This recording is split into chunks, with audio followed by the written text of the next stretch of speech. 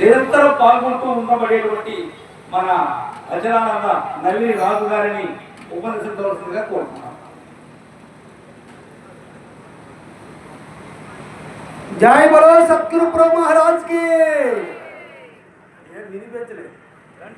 जय बोलो सतगुरु प्रभु महाराज की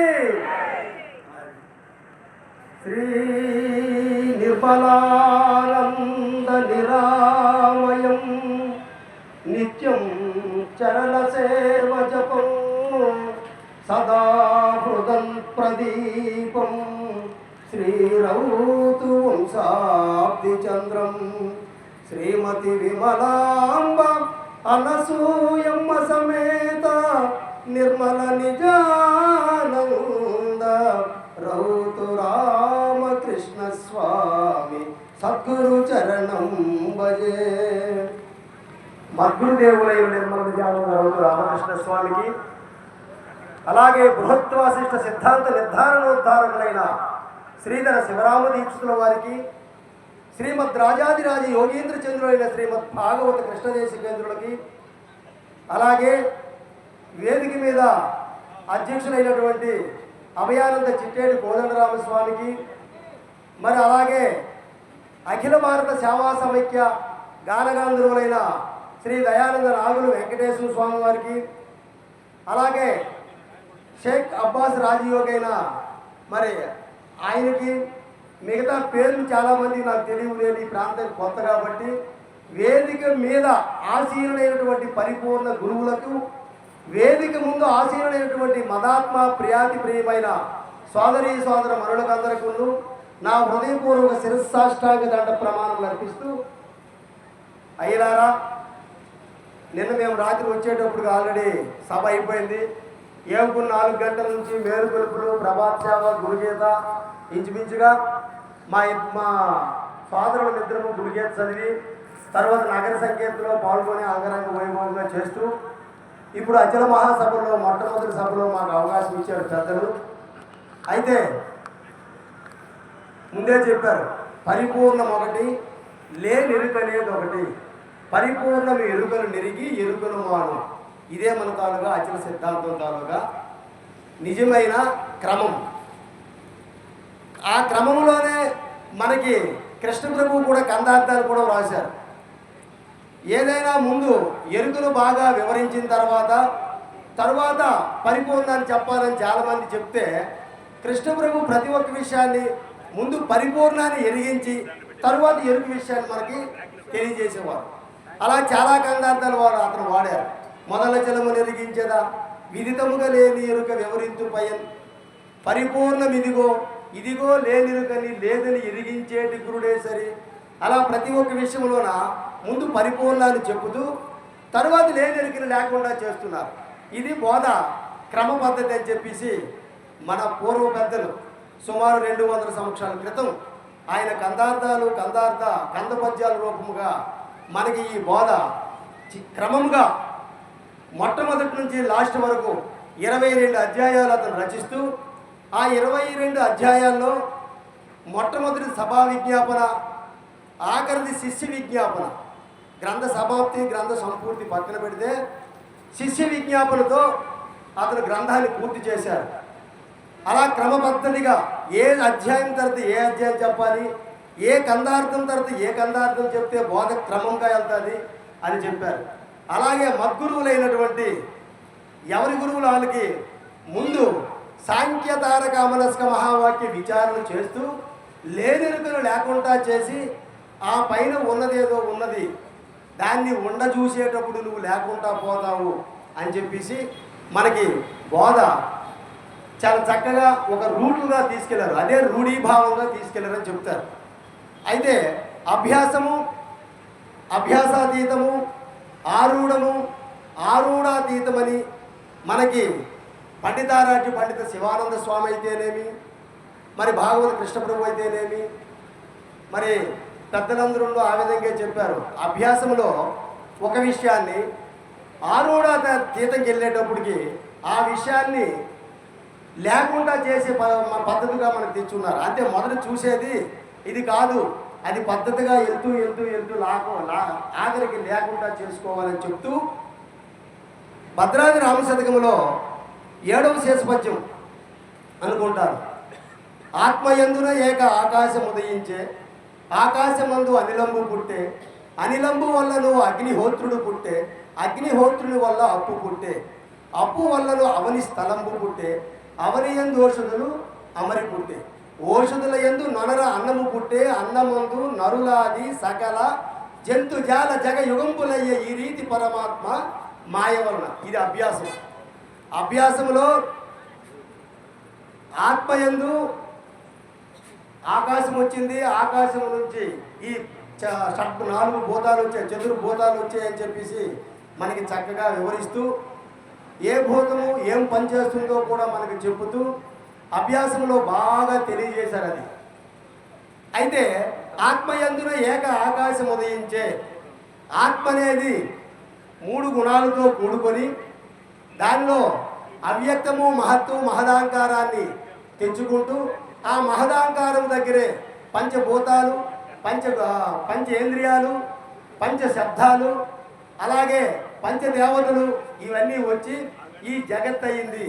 ఈ జగత్తులో నీవు నేను వచ్చామురా అని చెప్పేసి మన గురుదేవుడు అభ్యాసంలో ఆ విధంగా చెప్తే కొద్దిగా ముందుకెళ్ళి అభ్యాసాతీతంలో బ్రహ్మన్రోర్ అవ్యక్తం అవ్యక్తం మహత్తు మహత్తు మహదాంకారం, మహదాంకారమే పంచతన్మాత్రే పంచభూతాని. ఇక్కడ ఆత్మ అన్నారు, అక్కడ బ్రహ్మం అన్నారు. అయితే ఆత్మ బ్రహ్మ ఒకటేనా అంటే ఆత్మ అనేది గుణాలతో కూడుకున్నది, బ్రహ్మం అనేది ఏ గుణము లేకుండా ఉన్నటువంటి వస్తువు. అందుకే ఇప్పుడే మా స్వామివాడు కూడా చెప్పాడు, మరి ఇప్పుడు అవసరం వచ్చింది కూడా నేను చెప్తున్నాను. భగవద్గీత గురుగీతలో 2వ అధ్యాయంలో అచింత్య అవ్యక్త రూపాయ నిర్గుణాయ, అది అక్కడ నిర్గుణమై ఉన్నది. ఏది? బ్రహ్మం. గుణాత్మనే గుణాలు ధరించింది ఆత్మయింది. ఆత్మయి 3 గుణాలు ధరించి సకల భూతాలు సృష్టించి ఆ సకల భూతాలలో మనందరము వచ్చి పోతున్నాము. ఇది అద్వైత బోధలో ఇది ఒక మాట. అయితే దీన్ని అభ్యాసాతీతముగా మనం తీసుకొని ఆ బ్రహ్మము నుండి ఈ అవ్యక్తం అంటే ఏంటి, అవ్యక్తం నుండి మహత్ అంటే ఏంటి, మహత్తు మహదాంకారం ఎలా ధరించబడ్డది, మహదాంకారం దగ్గర ఈ పంచతన్మాత్రల ద్వారా పంచభూతాలు ఎలా ఉద్భవించినాయి అని ఒకటికొకటి తెలుసుకుంటూ మళ్ళీ ఏది కూడా నీవు కావని చెప్పేసి నేతి మహావాక్యాల ద్వారా మళ్ళీ కింద నుంచి మీదకి తీసుకెళ్ళాలి. ఎక్కడ? నిర్గుణము దగ్గర ఇవన్నీ ఒకటికొకటి లయమవుతాయి. ఆ బ్రహ్మము దగ్గర ఇవన్నీ లయమై బ్రహ్మము నుండి మళ్ళీ ఆత్మ ధరించి ఆత్మ నుండి ఇదంతా వచ్చిందని చెప్పేసి అభ్యాసాతీతంలో మనకి చెప్తున్నారు. జై బలో సద్గురు బ్రహ్మరాజ్కి. అయితే అభ్యాసాతీతమైన తర్వాత ఆరూఢం కాడికి వచ్చేటప్పటికి ఇదే వాక్యం, ఈ వాక్యాన్ని ఆరూఢం కాడికి వచ్చేటప్పటికి మనకి ఈ ఆత్మ, ఆకాశము, వాయువు, అగ్ని, జలము, పృథ్వీ అనే మాటలు తీసుకుంటూ ఈ పంచభూతాల ద్వారా పంచేంద్రియ గుణములు పంచేంద్రియములు, గుణములు ఎలా ధరించింది ఈ దేహము, ఇంద్రియాలు ఎలాగున్నాయి, ఈ గుణములు ఈ ఇంద్రియాలు ఏం చేస్తే ఈ దేహంలో ఉన్న ఆత్మను తెలుసుకోగలము. అయితే మొట్టమొదట పృథ్వీతత్వం తీసుకుంటే గుణములు నరములు, అస్థులు, చర్మ, నకరోమ, మాంసములు, ఇవి గుణములు పృథ్వీతత్వానికి. మరి ఇంద్రియాలు ఏంటి? వాక్కు, పాని, పాద, గుహ్య గుణములు. ఇవి ఇంద్రియాలు, ఇవి గుణములు. ఈ గుణములు ఈ ఇంద్రియాలు కలిపి ఈ పృథ్వీతత్వంతో ఈ దేహంలో తిష్టవేసి ఉన్నాయి. అవి నీవు కావని తెలుసుకోవాలంటే గురువు అవసరం వచ్చింది. అలాగే జలము, స్వేద, మూత్ర, శ్లేష్మ, శుక్ల, శోణితములు జలగుణములు.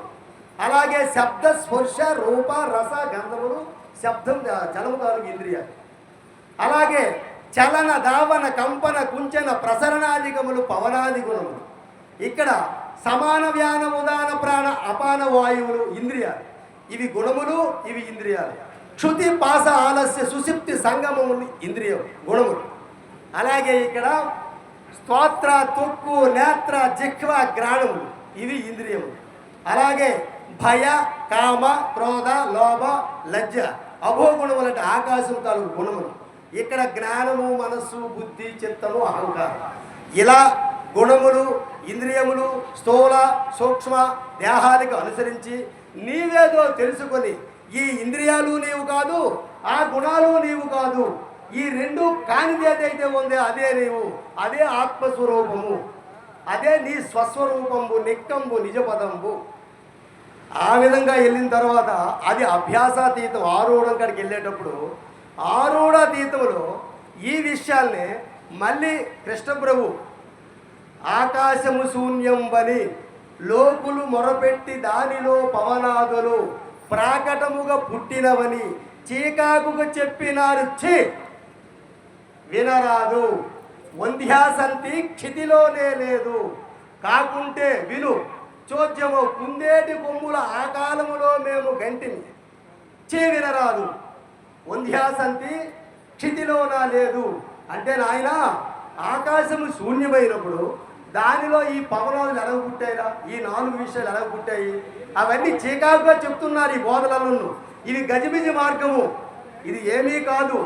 ఏమీ లేనటువంటిది ఏదైతే ఉందో అది సర్వదా సర్వకాల సర్వావస్థల యందు నిండి నిబిడీకృతమై ఉంది. ఇదంతా వస్తుంటుంది, పోతుంటుంది. కృష్ణుడు ఇంకో కందార్థంలో చెప్తాడు, రానిది పోనిది బయలని లేనిది ఈ ఎరుక ఎనుచు లెస్సక దృఢము దానుక నీవీ మంత్రము మానక జపించుచుండు మానీతీశాలి. లేనిదే లేదు మరువాకి చోలి, లేనిది లేదా నీ పూని నిశ్చయమైతే తానొక్కటుండును. ఏదైతే ఉందో అది ఎప్పటికీ ఒక్కలాగే ఒక్క తీరై ఉంటుంది. కాబట్టి దాన్ని నువ్వు బాగా గురువు ద్వారా ఎరిగితే అప్పుడు ఉన్నదేదో ఉండబడుతుంది, లేనిదేదో లేకుండా పోతుందని చెప్తూ మరి ఒక నిమిషం ఎక్స్ట్రా అయింది కాబట్టి పెద్దలు క్షమించాలని కోరుకుంటూ మనసా వాచా కర్మన త్రికరణ శుద్ధిగా మీ అందరికీ శిరస్సాష్టాంగ దండ ప్రమాణం అర్పిస్తూ ఇంకొక విషయం ఏంటంటే నేను చాలా దూరం ఎప్పుడు రావడం లేదు, ఇవాళ వచ్చాను, నా జన్మ తరించబడ్డది అనుకుంటున్నాను. ఎవరెవరికో ఎప్పుడు చూడకపోయినకి అందరికీ ఈరోజు చూశాను. జై బలో సద్గురు బ్రహ్మరాజ్కి.